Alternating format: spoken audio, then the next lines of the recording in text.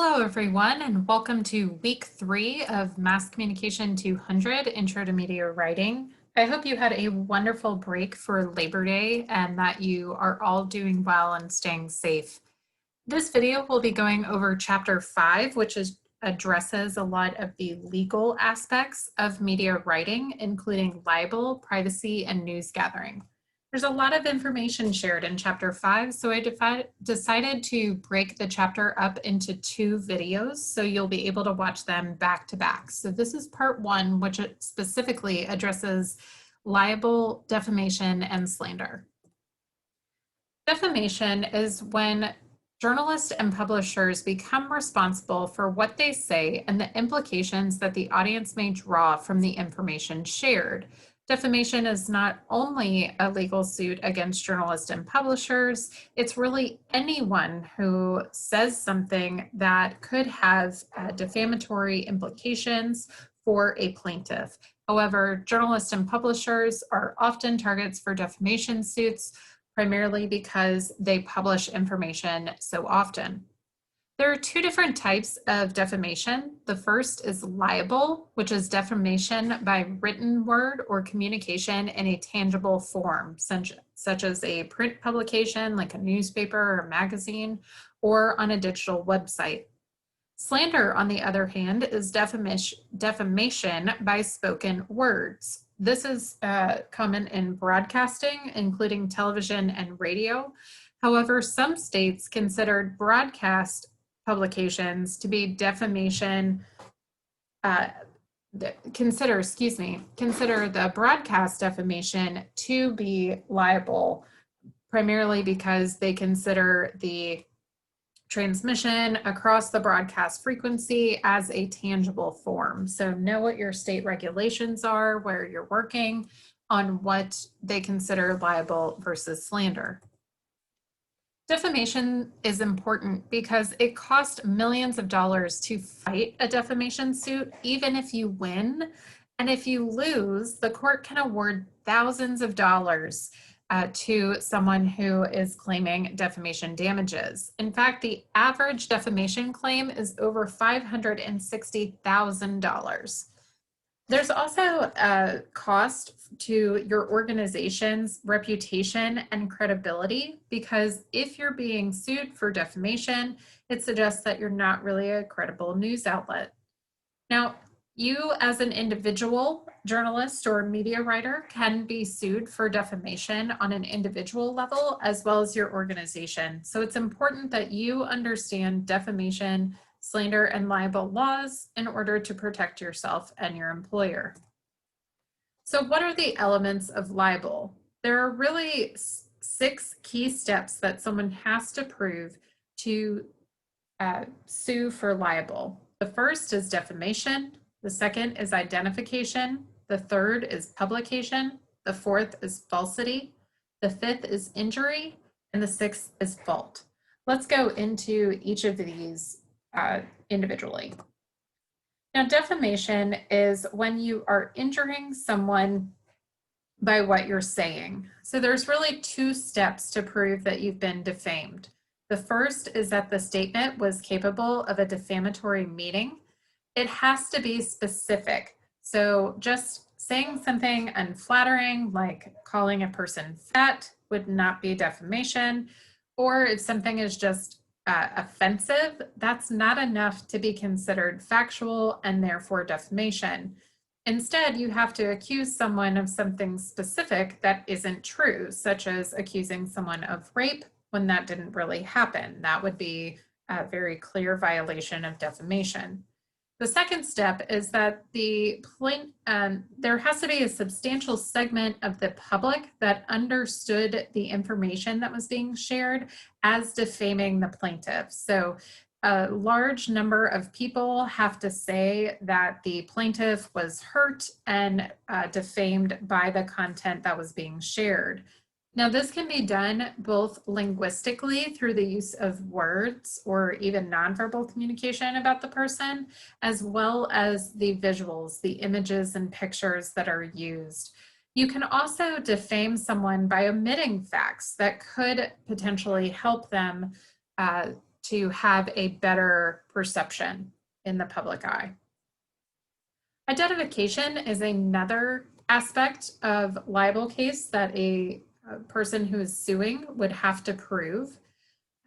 The way that we as journalists and media writers can protect ourselves from the identification aspect of libel is by sourcing our information very specifically. So if you are able to say that the information that you are writing about came from a specific source and you list that source by name and with description and why they are credible, then you can protect yourself from libel because you were just repeating what someone else said, and then that libel case moves to someone who actually said the defamatory content.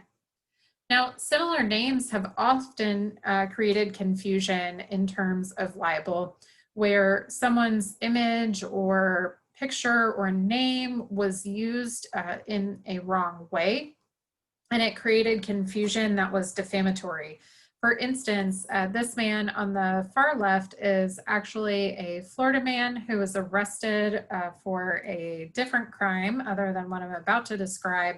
And the Discovery Channel allegedly used his image in their series about serial killers when they meant to talk about a man with the same name as him, but is actually a different person who was a RoboCop serial killer.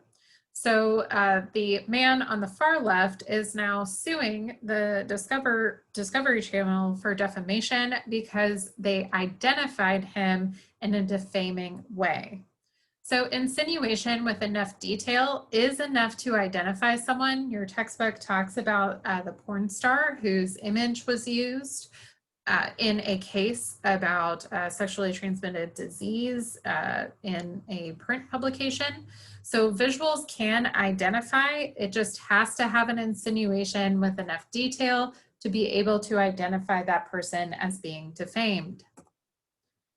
Publication is another key aspect of a libel case. At least one other person other than the plaintiff has to receive the defamation in order for it to be considered defamatory.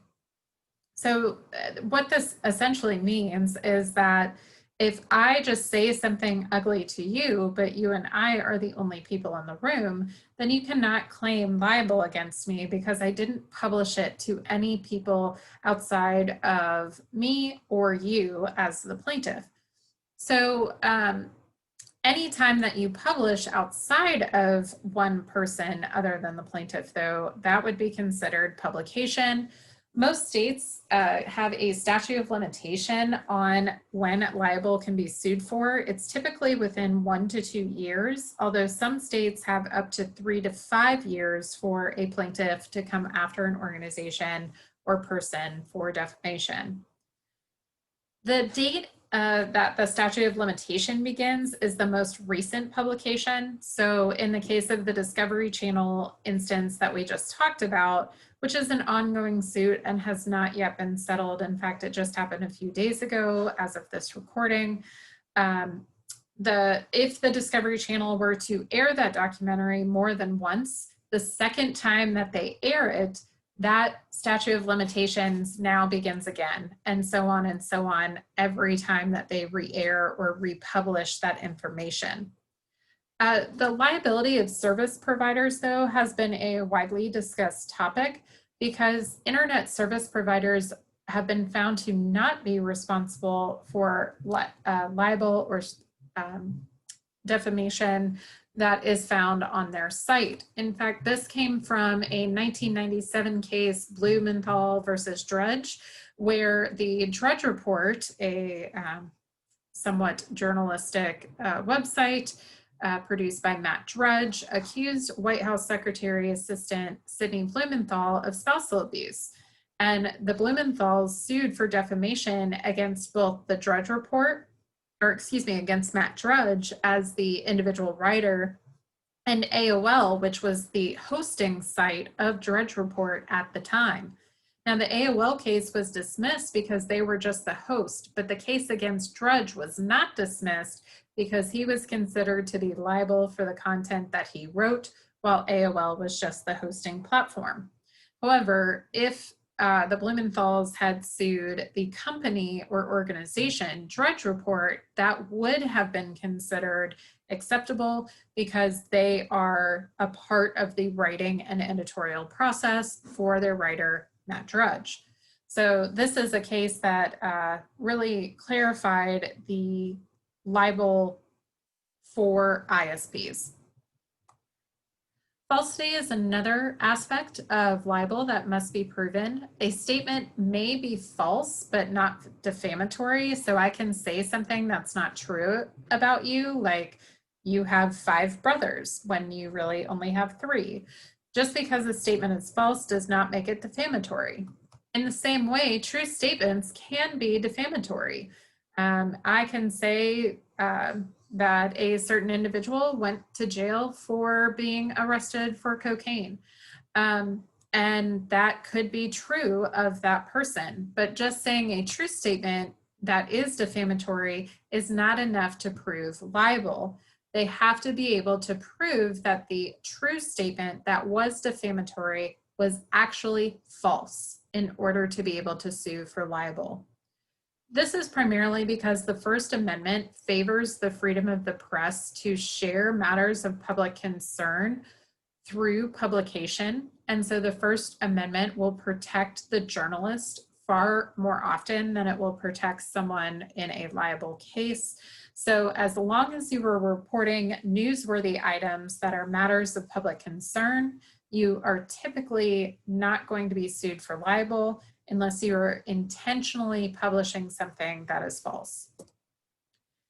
In 1974, the court system in the United States decided that plaintiffs needed to prove actual injury of libel. So they had to show that their reputations were injured, that their emotional states were injured, physical states, or even financial investment were hurt based on the defamatory statement. The exception is if the publisher, the person who defames the plaintiff, does it with malice or intent, knowingly doing knowing that it will hurt someone, then the plaintiff doesn't have to prove actual injury.